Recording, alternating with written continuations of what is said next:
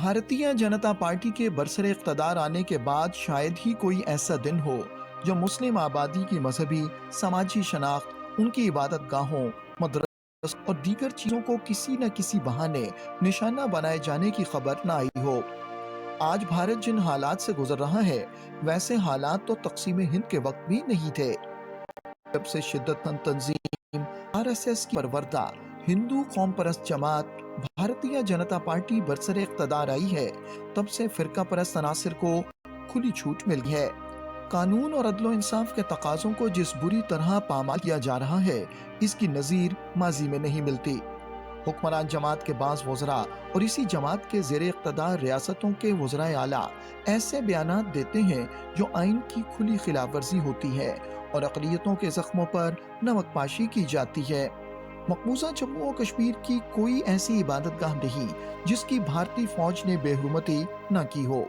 यहाँ ना कोई मस्जिद महफूज है और ना ही दरगाह। भारत के अंदर सिर्फ सिपाहियों ने कश्मीर में दर्जनों मसाजिद और दीगर मुक़द्दस मुकामात को नजर आतिश किया है। लोगों को घरों में कैद करके मसाजिद में नमाज की अदायगी से रोका गया है। मारूफ मदारस और दीनी जमातों पर पाबंदी लगाई गई है और इनकी जायदादें जब्त की गई हैं। याद रहे कि दुनिया का कोई भी कानून किसी इमारत या जायदाद, वो भी जो तालीम देने का मरकज हो, को महज शुबहे की बुनियाद पर गिराने की इजाज़त नहीं देता। लेकिन भारत में मदरसों को महज शक की बुनियाद पर मुनहदिम किया जाता है। जब से हिंदू कौम परस्त जमात बरसरे इक़्तिदार आई है, तब से मुख्तलिफ अंदाज से मुस्लिम आबादी को निशाना बनाया जा रहा है। भारतीय हुकूमत ने इससे कबल मदरसों को ब्रिटिश दौर से चली आ रही सरकारी ग्रांट ये कहकर ख़त्म कर दी कि एक सेक्युलर हुकूमत मजहबी तालीम के लिए पैसा नहीं दे सकती, जबकि इन मदारिस में तमाम असरी उलूम पढ़ाए जाते थे। इसी तरह मुस्लिम आबादियों और मुसलमानों के कारोबार को ज़बरदस्ती उजाड़ दिया जाता है।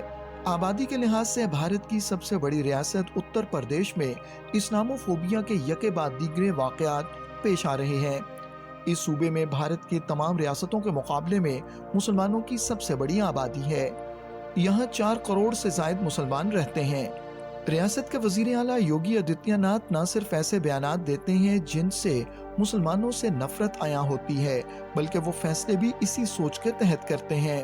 अब उनकी हुकूमत ने रियासत में शोहरा आफाक मदारस दारुल उलूम देवबंद, दारुल उलूम नदवतुल उलमा लखनऊ, मदरसा इस्लाह मीर आजमगढ़, मज़ाहिरुल उलूम सहारनपुर वगैरह का सर्वे करने का फैसला किया है, ताकि इन मदारिस को भी निशाना बनाया जा सके।